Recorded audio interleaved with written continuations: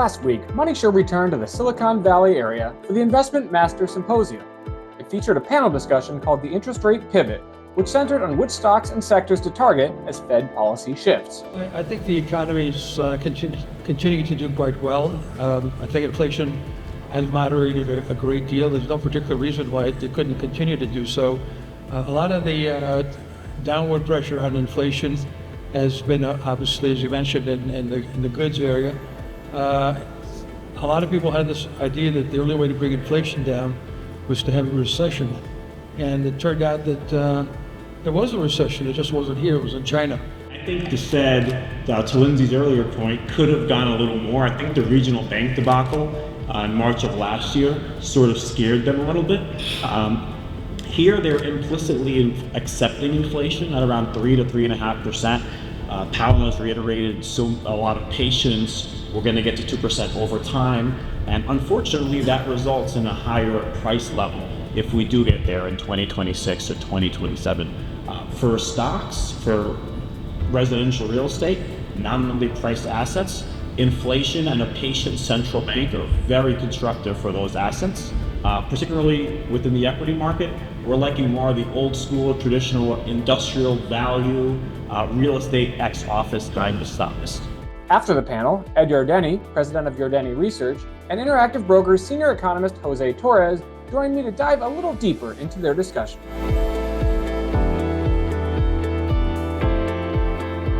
Well, glad, it's been busy here. I'm glad you took some time out to chat a little bit about the markets and what you're seeing. We were on a great panel about the Fed, sort of where things were and what it means for the market. So why don't you briefly summarize, Ed, your message first? I mean, you've been bullish, you've been right to be bullish. Where do we stand now?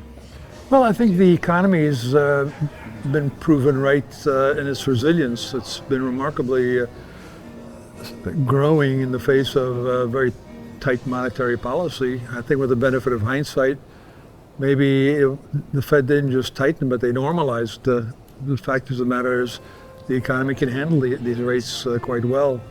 And I think part of that is because people underestimated the consumer. I think a lot of people are retiring, baby boomers, and they're spending a lot of money, and that's in a lot of services, and that's creating jobs. So I think the economy's fine. I think inflation is still moderating. I know there's been some concerns about some of the data we've had of late, but I see that rent inflation is going to come down with a lag. I think goods inflation is going to remain near zero, particularly for durable goods. We had a little move up in oil prices, but it's moved right back down. So all in all, I think economy and inflation look good, and I think the Fed doesn't really have to do much. I'd recommend that they just take the rest of the year off. Well, I'm not going to do that. I've got to work, and I know you do too, but we'll see what the Fed chooses to do. Jose, your presentation was talking about tailwinds and headwinds for the economy. So what was kind of a synopsis of where you stand relative to what Ed had to say? Sure. So I think that the consumer has been very strong. Recently, we've seen some pressure in the discretionary categories because consumers, particularly at the lower and middle ends, they don't benefit as much from higher home prices and higher stock prices. They don't have those exposures. So they're really constrained by the pressures of elevated prices, lofty interest rates, and a reduced credit availability on balance. I think inflation, I'm a little more pessimistic than Ed here. I think that the Fed is implicitly accepting inflation 3 to 3.5%. All year, we haven't seen 1 month of inflation come in month over month around 17 bips, which would be consistent roughly with a 2% annualized target. And I thought it was a mistake for Chair Powell to remove that hike off the table last week. Monetary policy these days, there's so many tools. It's become much more than just a rate when you consider the messaging of the Fed, like i.e. Chair Powell taking that hike off the table, the speed at which the central bank comes in with volatility emerges. We were talking earlier about the regional bank crisis last March of 2023.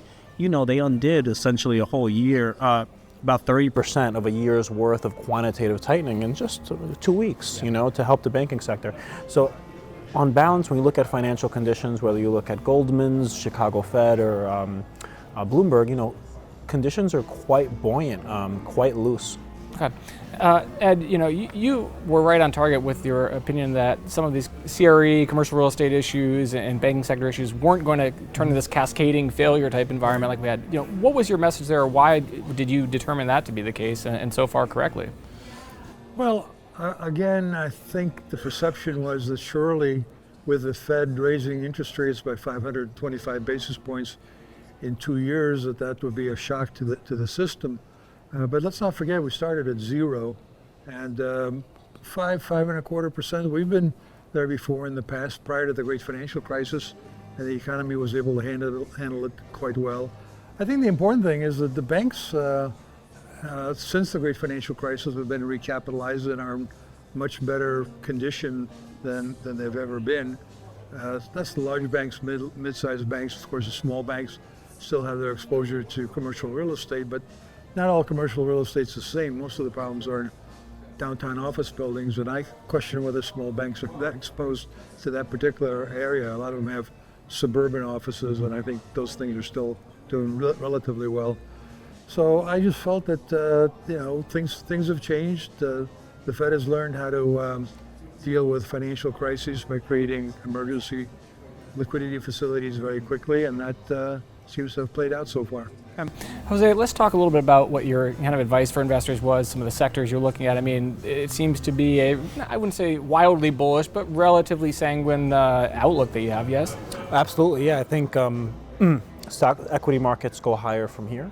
A patient central bank implicitly accepting inflation around 3 or 3.5%, at least temporarily, is quite supportive of risk assets, particularly earnings per share, nominally priced, drives them higher. In terms of the fixed income market, liking the short end of the curve a lot more than the long end of the curve, not exposed as much to longer term fiscal issues, issuance, debt, those kinds of matters. Thinking that in the medium to long term, call it 5 to 10 years, the Fed's probably going to have a rate of above 4%. So think that if you park here at 5.5, you don't have much reinvestment risk going out. Meanwhile, the 10 years at 4.4 with the CPI at 3.5, don't find that particularly attractive. And finally, liking more of the old school kind of investing styles, value, cyclicals, industrials, small caps, looking for a catch-up trade. Technology already did its thing. Looking for small caps and value to start to maybe participate as well. Yeah. I know, Ed, you had talked about the SMIDs and how it's been, kind of waiting for Godot for that rally. What do you think gets those sectors to move? And I believe you also like industrials, correct?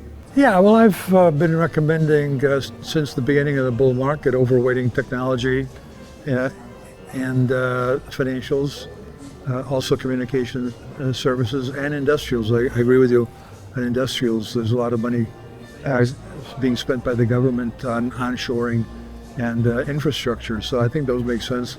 I'd also overweight energy. It's been kind of frustrating, but you don't have to overweight them a lot because they're quite small, relatively speaking. But I think it's a good shock absorber in the event of geopolitical risks really getting out of hand.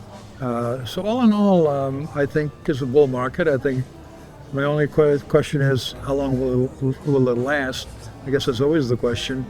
But I think it could last a few years. The risk is actually a melt-up. That's people get too excited like the way they did in the late 1990s. Maybe this time it's artificial intelligence that gets everybody excited. But I'm rooting for a kind of a civilized, gradual move up from here. Excellent. Well, we'll try and keep it as civilized as possible. Hopefully the market does as well. Ed, thank you so much for your time. Jose, thank you as well. Thank you for joining. Thank you, Jose. My pleasure. Thank you.